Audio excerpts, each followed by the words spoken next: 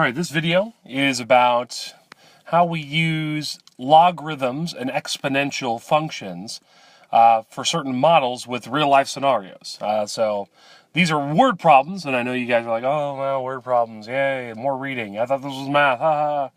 But obviously, a lot of the difficult problems in life, they're not just simple, oh, here's the formula, here's the numbers to plug in. You have to be able to interpret information and know how to use the information.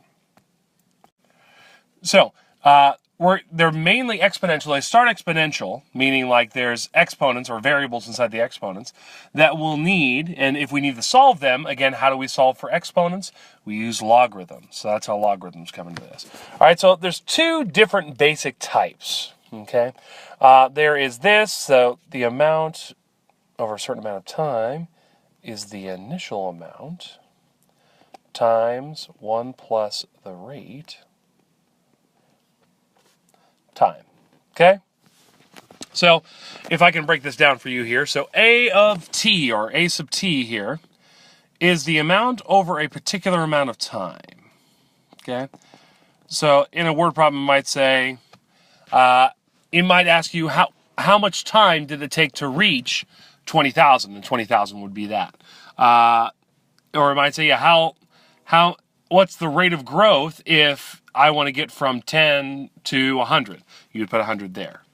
All right, so, of course, the opposite of that would be the starting place, or the initial amount. Okay, so this is the initial amount. So, it will be given to you, so starting with 100 bugs, or starting with $1,000. Okay, so here, I'll go ahead and write final over here just to help us out here. So, amount final, and then initial amount's right there. Okay, so 1 is a part, so this is just a part of the problem. Okay, so it always starts at 1.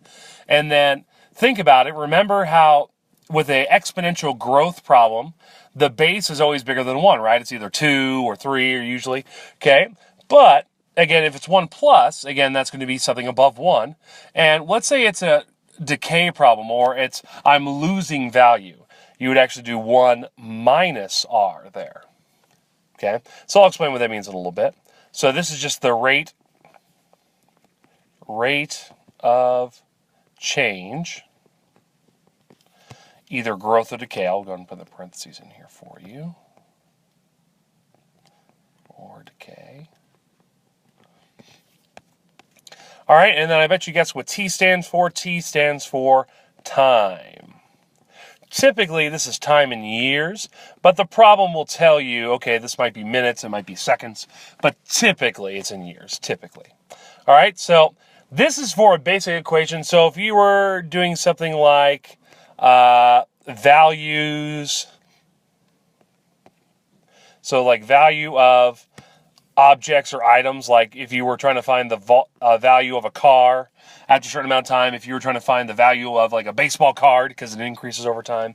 Another thing we use this for would be money accounts.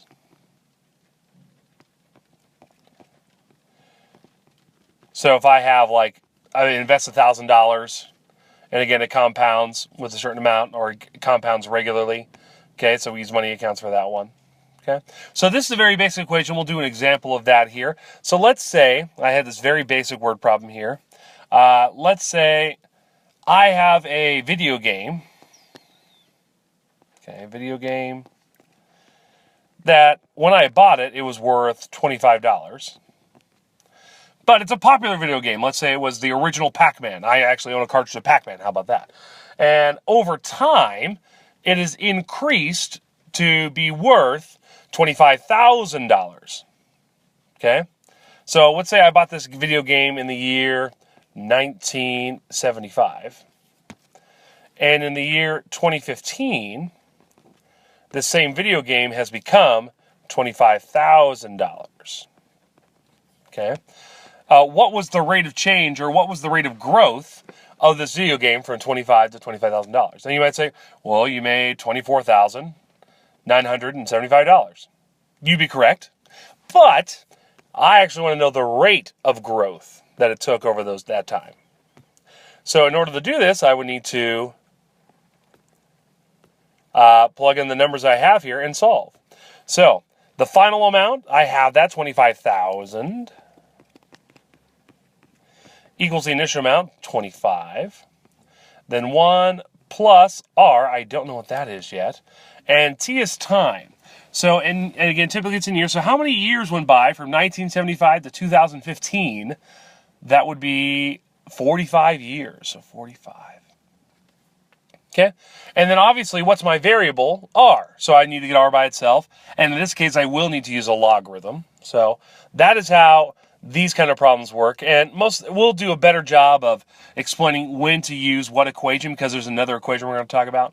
But this is one of them, and the next one is very similar. It just looks, there's a little tweak. Okay, all right. So that is equation number 1. Equation number 2 looks something like this. Again, A of t is still something, amount over time equals the initial amount, okay?